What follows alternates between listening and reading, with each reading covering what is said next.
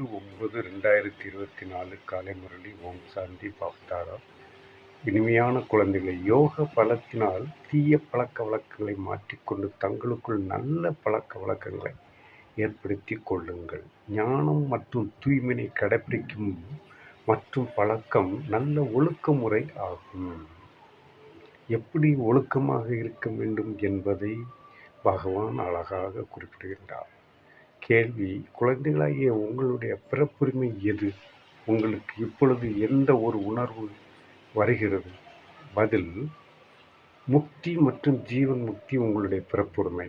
நாம் தந்தையுடன் கூட திரும்பி செல்ல வேண்டும் என்ற உணர்வு இப்பொழுது உங்களுக்கு வருகிறது.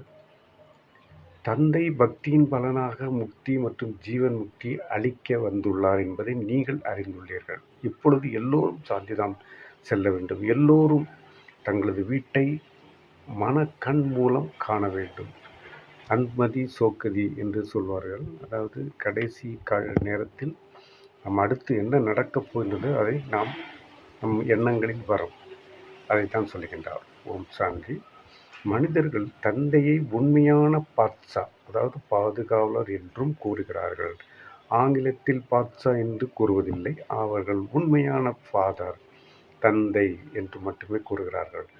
காட் இஸ் ட்ரூத், இறைவனே சத்தியம் என்கிறார்கள். காட் இஸ் ட்ரூத், இறைவனே சத்தியம் என்கிறார்கள்.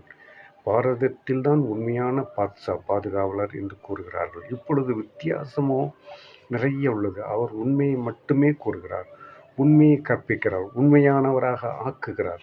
இங்கு உண்மையான பாட்சா, பாதுகாவலர் என்கிறார்கள். உண்மையானவராகவும் ஆக்குகின்றார். மேலும் உண்மையான கண்டத்திற்கு சக்கரவர்த்தியாகவும் ஆக்குகிறார். முக்தியும் அளிக்கிறார், ஜீவன் முக்தியும் அளிக்கிறார்.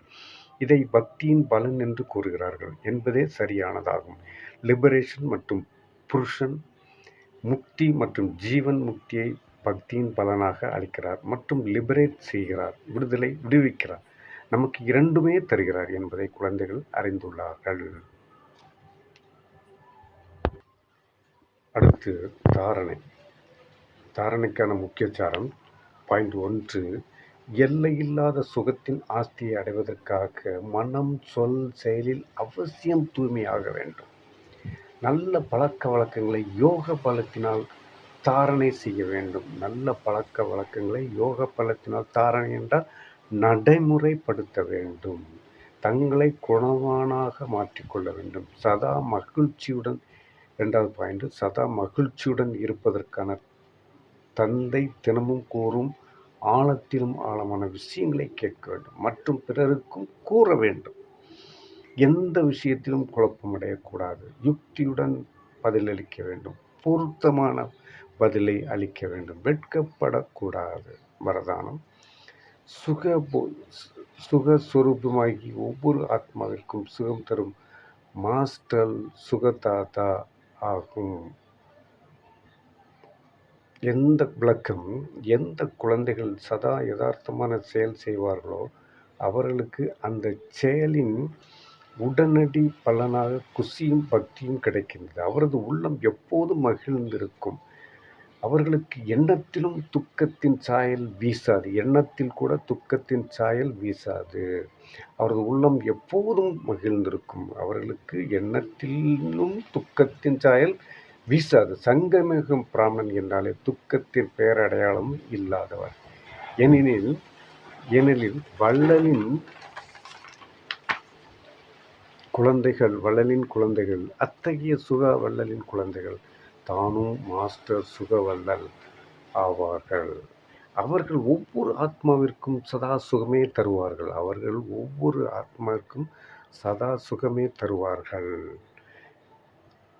ஒருபோதும் துக்கம் பெறவும் மாட்டார்கள், பெறவும் மாட்டார்கள். ஸ்லோகன்: மாஸ்டர் வள்ளலாகி ஒத்துழைப்பு, அன்பு மற்றும் நல்லிணக்கம், இதுவே இரக்க மனமுள்ள ஆத்மாவின் அடையாளம்.